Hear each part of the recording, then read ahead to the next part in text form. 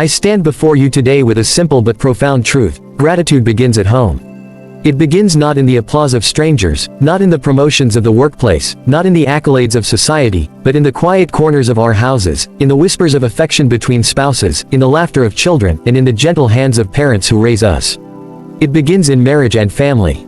We live in a world where success is measured in titles, wealth, and the approval of others.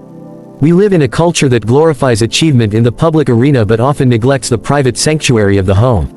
Too often, we forget that the most important medals are not the ones hung around our necks but the ones etched in the hearts of those closest to us. Gratitude is not just a polite "thank you" we offer to outsiders, it is a daily posture of the heart, practiced first with those who share our roof, our table, and our lives. Today, I want us to pause and reflect deeply on this truth. I want us to see that gratitude in marriage and family is not optional, it is essential. It sustains love, strengthens bonds, and shapes legacies. Gratitude is the unseen glue that holds families together when storms rage, and it is the light that brightens ordinary days into extraordinary memories. Gratitude is more than words. It is an attitude. It is the ability to see the gift in the giver, the blessing in the burden, the love behind the labor. When we say gratitude begins at home, we mean that it is in the sacred circle of family that gratitude must first take root. Marriage, for example, is not sustained by romance alone.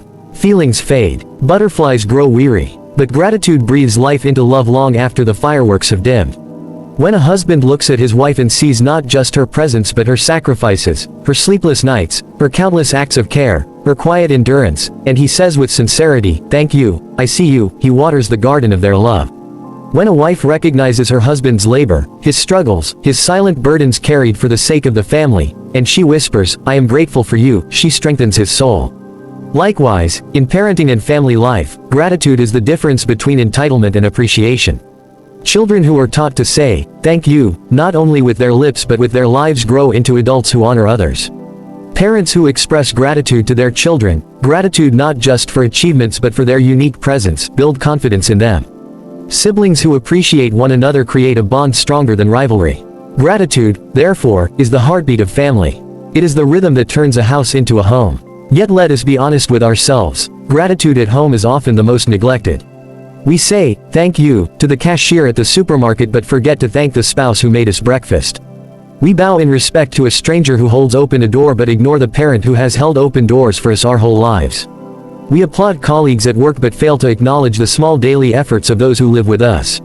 Why is this so? The answer lies in familiarity. Familiarity breeds neglect. When we see the same faces every day, when we grow accustomed to the rhythms of family life, we start taking them for granted.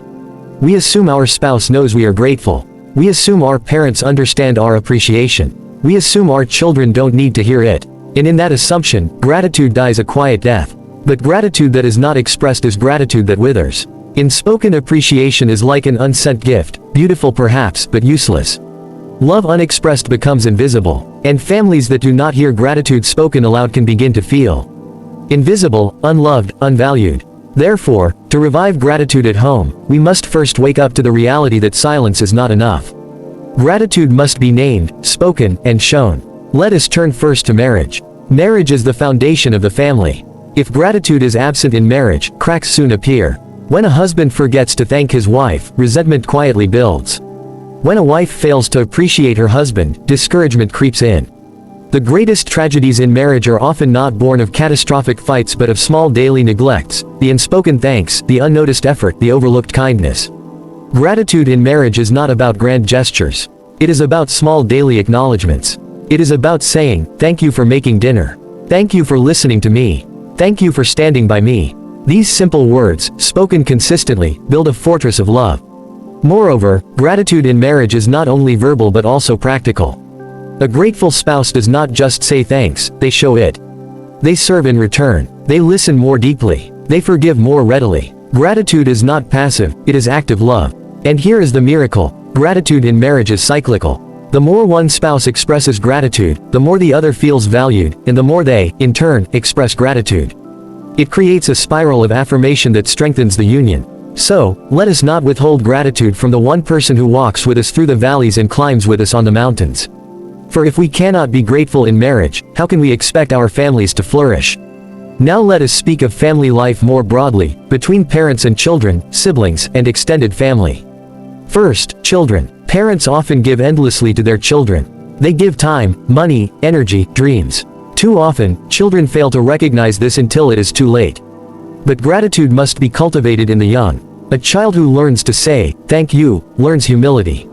A child who practices gratitude grows into an adult who respects others. Gratitude is not only a moral virtue, it is a life skill. It equips children to navigate relationships, workplaces, and society with grace. But gratitude is not a one-way street. Parents, too, must show gratitude to their children. How often do we pause to tell our children, "thank you for being you"? Not just, "thank you for your good grades," or, "thank you for cleaning your room," but, "thank you for your laughter, your presence, your uniqueness." When children hear gratitude from their parents, they feel seen. They feel worthy not just of love but of honor. Next, siblings. Brothers and sisters often quarrel, compete, and compare. But beneath it all lies an unbreakable bond. Gratitude among siblings is the recognition that life gave as partners for the journey, companions in childhood, allies in adulthood. Saying, "thank you," to a brother or sister may feel awkward, but it heals wounds and strengthens ties. Finally, extended family, grandparents, uncles, aunts, cousins. Too often we remember them only in times of need or at festive gatherings. But gratitude reminds us to honor their place in our story. They carry wisdom, heritage, and shared memories that enrich our lives. Gratitude in family, then, is like the oil in a machine. Without it, the gears grind and wear down. With it, the family runs smoothly, even under pressure. Why does gratitude matter so much in marriage and family? Because gratitude transforms. Gratitude transforms conflict into understanding. When we approach disagreements with a foundation of gratitude, when we remember what we cherish about the other, the conflict softens. Gratitude transforms routine into joy. The daily chores of family life, cooking, cleaning, working, driving, can feel monotonous. But when seen through gratitude, they become acts of love.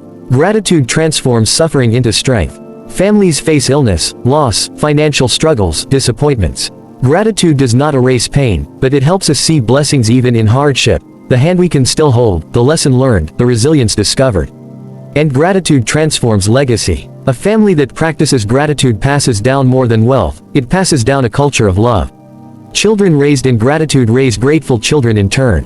Generations are shaped not by what is taught in classrooms but by what is practiced at dinner tables. Let us not leave these reflections in the realm of theory.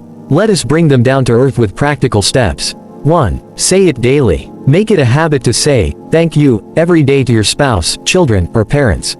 Not once a week, not once a year, but daily.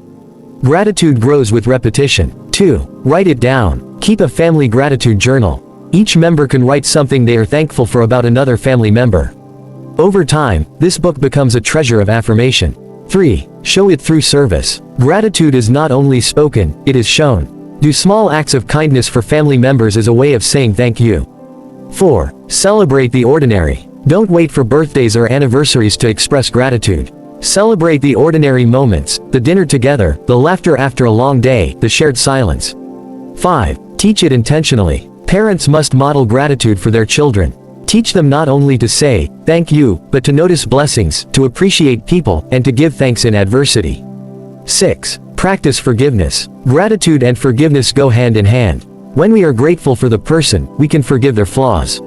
Families that forgive often remain strong. Dear listeners, gratitude begins at home. It begins with me. It begins with you. We cannot change the whole world overnight, but we can change the atmosphere of our homes today. When gratitude fills a marriage, love thrives. When gratitude fills a family, harmony reigns.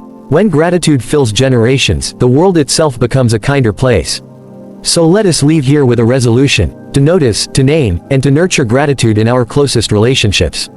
Let us thank our spouses not only for what they do but for who they are. Let us thank our parents while they still live to hear it. Let us thank our children for being gifts entrusted to us. Let us thank our siblings for walking this path of life by our side. Do not wait for funerals to say thank you. Do not wait for regrets to remind you of what you should have said. Do not wait for absence to awaken appreciation.